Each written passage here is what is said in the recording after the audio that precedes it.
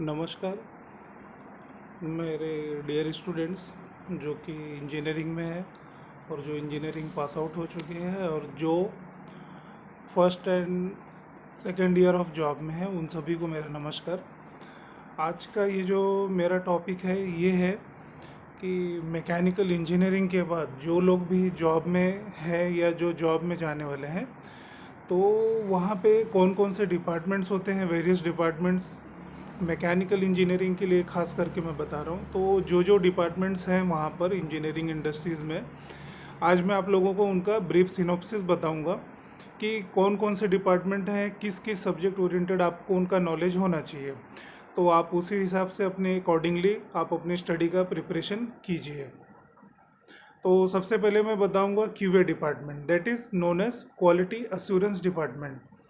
Quality assurance department ये हर एक इंडस्ट्रीज़ में कॉमन है। इनका काम क्या है, जो भी आपके प्रोडक्शन हो रहे हैं, आउटपुट हो रहे हैं, उनकी क्वालिटी को मैनेज करना, उनकी क्वालिटी सही है, राइट प्रोडक्ट जो है कस्टमर को पहुंच रहा है, क्वालिटी ओरिएंटेड प्रोडक्ट कस्टमर को पहुंच रहा है, ये सभी चीज़ों को इंश्योर करने का काम क्वालिटी एश्योरेंस का है। तो जब भी प्रोडक्शन हो जाए या प्रोडक्शन स्टार्ट हो रहा है, प्रोडक्शन होने के बीच में क्वालिटी एश्योरेंस जगह जगह पर अपने इंस्पेक्शन का काम करते रहते हैं।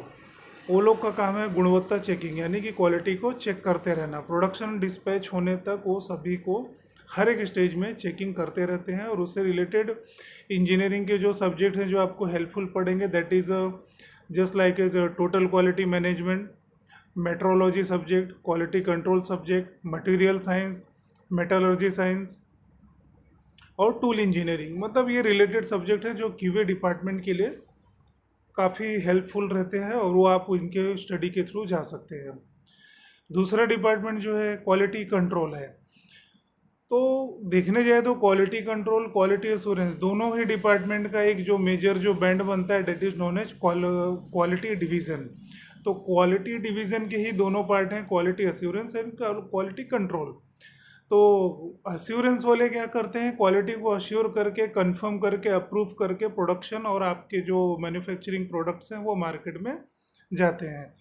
क्वालिटी कंट्रोल क्या करते हैं, ये एक प्रकार का टेस्टिंग डिवीज़न होता है जहाँ पर इनिशियल जो रॉ मटेरियल हैं उनकी सबकी टेस्टिंग की जाती है, उनकी स्ट्रेंथ चेक की जाती है और स्ट्रेंथ चेक करके उनका वो लोग मतलब डिस्पेंस करते हैं, प्रोडक्शन को हैंड ओवर करते हैं मटेरियल कि भाई ठीक है आप इस मटेरियल को यूज़ कर सकते हो आपके प्रोडक्ट बनाने के लिए। तो क्वालिटी कंट्रोल का मतलब बहुत सिंपल है कि उनका काम है टेस्टिंग करना, एनालिसिस करना, रॉ मटेरियल्स जो भी आ रहा है उनका कंफर्मेशन करना, उसमें अप्रूवल देना, केमिकल्स है या कुछ और है, जो कुछ भी यूज़ में आने वाला है प्रोडक्शन के लिए, वो सारी चीज़ों को वो जस्ट एक टेस्टिंग करके कंफर्मेशन करते हैं कि आप इस मटेरियल को यूज़ कर सकते हैं। और क्वालिटी का कंट्रोल वो लोग चेक करते हैं कि किस हद तक वो सही है, यूज़ करने लायक है। यहाँ पे क्यूए का काम नहीं है ये सब। क्यूए का काम क्या है, स्टेप बाय स्टेप वेरिफिकेशन करते जाना, प्रोडक्शन क्यूसी से लेकर के डिस्पैच होने तक क्यूए जो है सिर्फ चेक करता है और एक अश्योरेंस देता है, कंफर्मेशन देता है, you are doing the right production in a right way. ठीक है, तो क्वालिटी कंट्रोल और क्वालिटी एश्योरेंस में डिफरेंस समझ में आ गया होगा आपको। अब थर्ड नंबर पे आता है प्रोडक्शन। प्रोडक्शन के नाम से ही आपको क्लियर हो जाना चाहिए कि प्रोडक्शन मतलब प्रोडक्ट को बनाना, उसको डेवलप करके उसको कस्टमर तक पहुंचाना है। तो सपोज आप कोई एक एग्जांपल ले लो, जैसे कि हमने एक मेडिसिन पकड़ ली, कोई टैबलेट पकड़ लो, जैसे पैरासीटामोल हो गया, क्रोसिन हो गया, कोई भी एक पकड़ लो आप।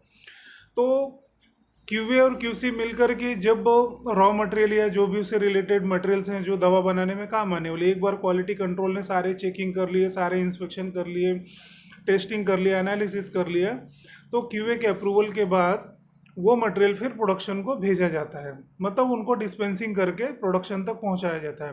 प्रोडक्शन उन मटेरियल को लेता है और उनका फॉर्मुलेशन करता है और उसके बाद डिफरेंट डिफरेंट मशीन पे उनकी प्रोसेसिंग करता है। कौन कौन सी मशीन के थ्रू आपकी दवा बनने की प्रोसीजर होनी चाहिए, उन सारे मशीनों पर वो लेकर जा कर के वो डिफरेंट तरीके से, डिफरेंट टेक्नोलॉजी जो भी मशीन्स हैं उन पे अवेलेबल है, वो जो है प्रोडक्शन निकालते हैं।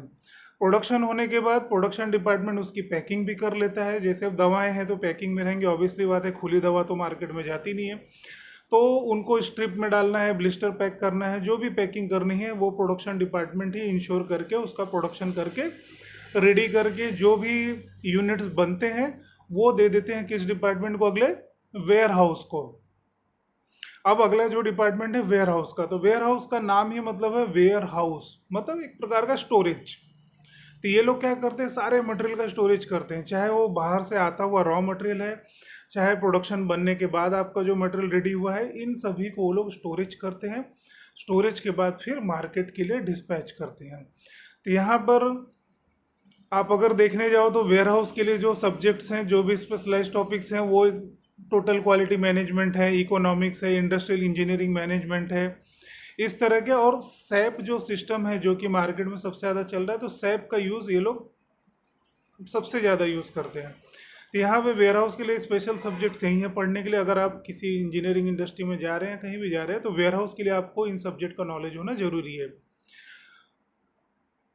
प्रोडक्शन के लिए जो मैंने सब्जेक्ट्स आपको बताए नहीं, तो प्रोडक्शन के लिए जो सब्जेक्ट्स हैं वो हैं total quality management, industrial engineering, production technology, manufacturing process, material science, tool engineering, उसके बाद कास्टिंग मैकेनिज्म, ये सभी चीज़ें प्रोडक्शन के लिए अप्लीकेबल है। बट ब्रॉड वे में कुछ कुछ सब्जेक्ट जो हैं सभी डिपार्टमेंट को कॉमन भी होते हैं, खास करके इंजीनियरिंग इंडस्ट्रीज़ में जो हैवी है, मिडिल है या लो वॉल्यूम के इंडस्ट्रियल हैं, उन सभी के लिए ये इतने काफ़ी है। अगर आपको राइटअप में चाहिए तो मैं कल को राइटअप में भी डाल के आपको दे दूंगा, अभी वर्बली मैं आपको एक बार पूरा बता देता हूँ, ठीक है। तो ये 4 डिपार्टमेंट जो हैं, ये इनके बारे में मैंने बिनॉप्सिस दे दी है। और इसके बाद मैं नेक्स्ट वीडियो में बचे हुए डिपार्टमेंट के बारे में बता दूंगा, क्योंकि नहीं तो क्या है वीडियो लंबा हो जाएगा। तो मैं यहीं पर स्टॉप करता हूँ, और नेक्स्ट वीडियो में मैं आपको बाकी के डिपार्टमेंट से रिलेटेड जो सब्जेक्ट्स आपको पढ़ने चाहिए और उनके बारे में क्या अवेयरनेस आपको होनी चाहिए, तो उस अकॉर्डिंगली आप अपनी स्टडी कीजिए, अपनी प्रिपरेशन कीजिए और उनका नॉलेज रखिए, ठीक है। धन्यवाद। Thanks my dear students, thanks to जो न्यूली ज्वाइंड है इंडस्ट्री में, थैंक्स उनके लिए भी। मेरा वीडियो देखने के लिए थैंक यू। जो भी क्वेश्चन है आप क्वेरी में डालिए, क्वेश्चन में मैं उनके आंसर देता रहूँगा आपको। Thank you.